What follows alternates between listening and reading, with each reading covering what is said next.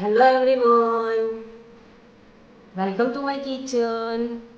તો મિત્રો, આજે આપણે બનાવીશું એકદમ ટેસ્ટી અને સ્વાદિષ્ટ એવો દેશી મકાઈનો ચેવડો. આ ચેવડો છે તમે સાંજના ડિનર માટે પણ બનાવીને ખાઈ શકો છો. આ ચેવડો છે તે નાના બાળકોનેથી લઈ અને મોટા વ્યક્તિઓને પણ ખૂબ જ ભાવે એવો છે.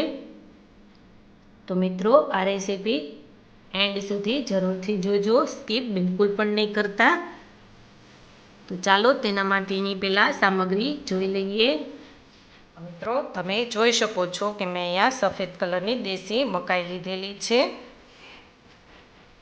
છરીના મદદથી કટિંગ કરી લીધેલી છે અને મેં 3 થી 4 મકાઈ લીધેલી છે. 1 ટેબલ સ્પૂન લીંબુનો રસ લીધેલો છે. 1 ટેબલ સ્પૂન આદુ મરચાંની પેસ્ટ કરેલી છે.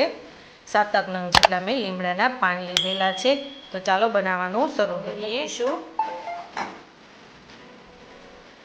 તો મેં અહીંયા 3 ટેબલ સ્પૂન જેટલું તેલ એડ કરી દીધેલું છે. હવે આપણું તેલ આવે એટલે તેમાં આપણે વઘાર કરીશું. 1 ટેબલ સ્પૂન રાઈ એડ કરી દઈશું.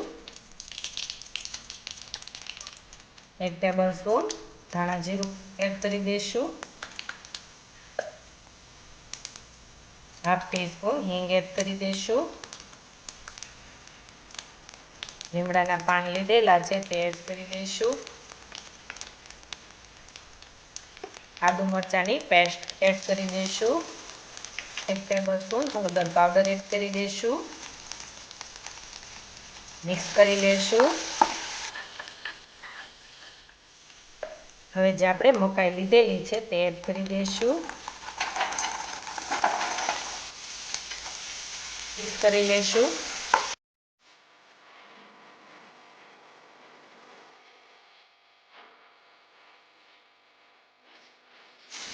તેને આ રીતના આપણે સતત હલાવતા જ રહીશું.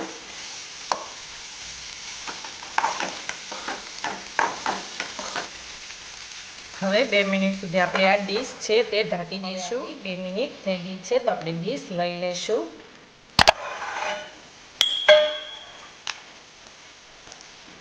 હવે જે આપણે લીંબુનો રસ લીધેલો છે તે એડ કરી દઈશું. સ્વાદ અનુસાર મીઠું એડ કરી દઈશું. 1 ટેબલ સ્પૂન ખાંડ એડ કરી દઈશું. ખાંડનો યુઝ તમારે થોડો વધારે કરવો હોય તો કરી શકો છો. તો હવે તેને મિક્સ કરી લઈશું. આપણી દેશી મકાઈ છે એટલે થોડુંક આમાં આપણે પાણી પણ એડ કરીશું.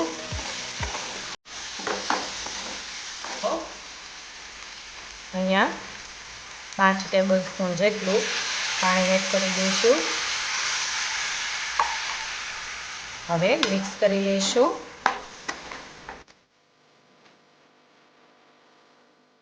હવે ફરીવાર ડીશ ઢાંકી દઈશું. હવે તેને આપણે 5 મિનિટ સુધી રહેવા દઈશું. આપણી 5 મિનિટ થઈ ગઈ છે તો હવે ડીશ લઈ લઈશું અને મિક્સ કરી લઈશું અને ગેસ ઓફ કરી દઈશું.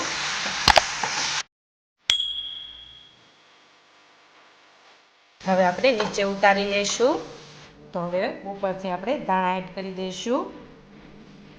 ધાણાનો યુઝ તમારે જેટલો કરવો હોય એટલો તમે કરી શકો છો. મેં અહીંયા દાડમના દાણા લીધેલા છે 1 વાટકી, તે પણ એડ કરી દઈશું. હવે તેને મિક્સ કરી લઈશું.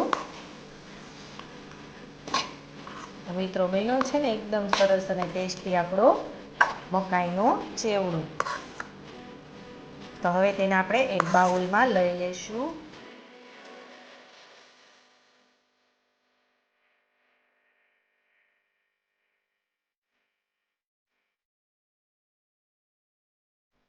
તો મિત્રો, તમે જોઈ શકો છો કે આપણી જે દેશી મકાઈની ચેવડો છે તે એકદમ સરસ બનીને રેડી થઈ ગયો છે. તો મિત્રો, આ રેસીપી ઘરે એકવાર બનાવવાની જરૂર ટ્રાય કરજો. બહુ જ ટેસ્ટી અને સ્વાદિષ્ટ લાગશે. અને મિત્રો, એક રિક્વેસ્ટ છે કે તમે મારી ચેનલને હજી સુધી સબસ્ક્રાઈબ નથી કરી તો જલ્દીથી મારી ચેનલને સબસ્ક્રાઈબ કરજો, શેર કરજો, લાઈક કરજો અને મારા આવા જ નવા વિડીયોને જોવા માટે બેલ આઇકોન બટનને પ્રેસ કરજો. અને મિત્રો મને કમેન્ટ બોક્સમાં જરૂરથી કહેજો કે તમને આ રેસીપી કેવી લાગી છે. Thank you for watching.